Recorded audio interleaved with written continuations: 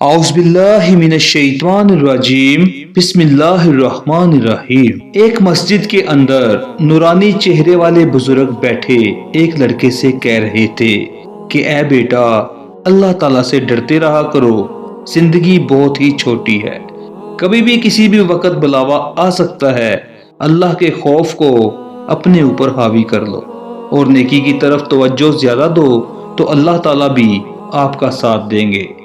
ناظرین اکرام، یہ بزرگ اس لڑکے سے کہنے لگے کہ میں تمہیں اللہ تعالیٰ کے خوف کا ایک نہایت ہی اچھا اور عمدہ واقعہ سناتا ہوں جس سے تمہارا ایمان تازہ ہو جائے گا۔ بابا جی فرماتے ہیں کہ یہ بات ہے سن 2000 کی کہ ہمیں اللہ تعالیٰ کی اجازت ملی تو اسلام کی تبلیغ کے لیے ساؤتھ افریقہ چلے گئے۔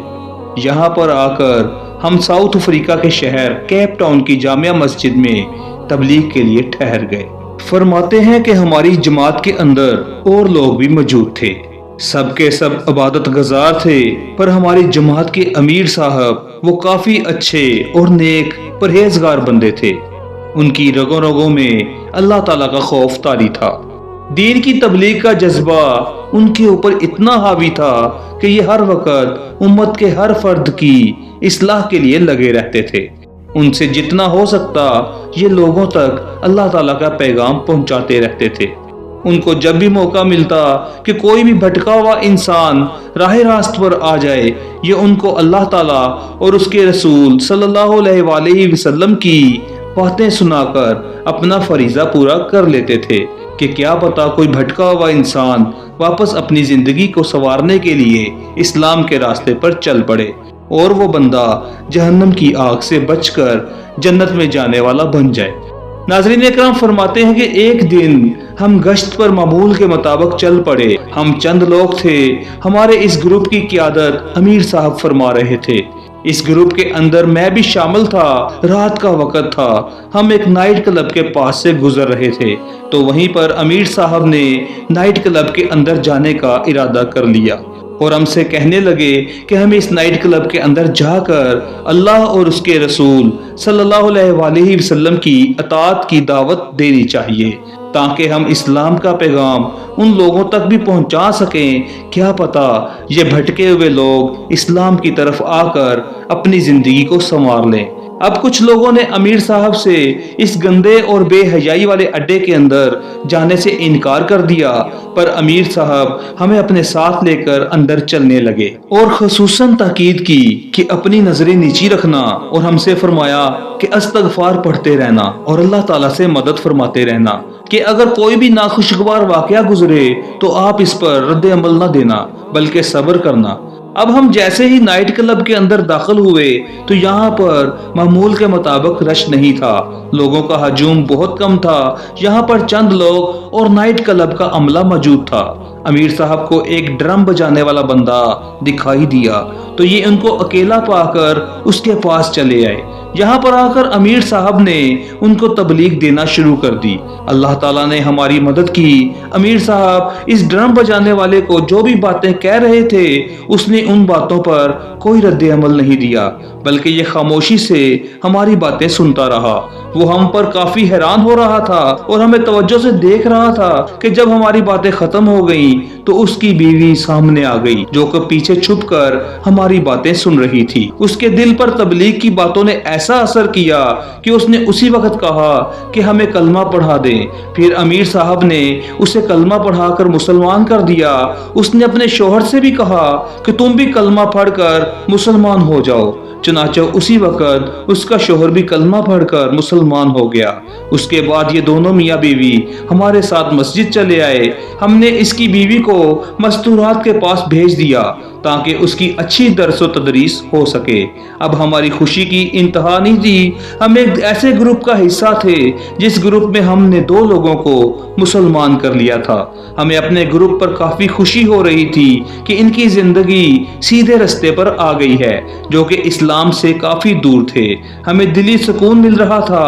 ہم نے اپنے نئے بہن بھائیوں کی خدمت کے لیے کوئی کمی نہیں اٹھا رکھی تھی۔ یہ دونوں 7 ماہ تک ہمارے ساتھ رہے، یہاں تک کہ انہوں نے گھر واپس جانے کا بھی نہیں سوچا تھا۔ انہوں نے گھر والوں سے رابطہ بھی نہیں کیا اور ان کو کچھ بھی نہ بتایا۔ اس دوران یہ ہم سے دین کے بارے میں بہت کچھ سیکھتے رہے۔ اب ہمارا وقت ختم ہونے لگا تو ہم نے ان دونوں کو ایک مسلمان فیملی کے سپرد کر دیا اور واپس اپنے ملک چلے آئے۔ امیر صاحب کا نمبر ان کے پاس تھا تاکہ یہ کسی بھی پریشانی یا الجھن میں امیر صاحب سے رابطہ کر سکیں۔ 1 سال گزرنے کے بعد اس خاتون کا امیر صاحب کے پاس فون آ گیا تو یہ روتے ہوئے امیر صاحب سے بات کرنے لگی اور امیر صاحب سے پوچھنے لگی کہ دوران سفر میرے ہاتھ کا دستانہ کھل گیا تھا، جس کی وجہ سے غیر محرم کی نظریں میرے ہاتھ پر آ پڑی، کیا میری بخشش ہو جائے گی؟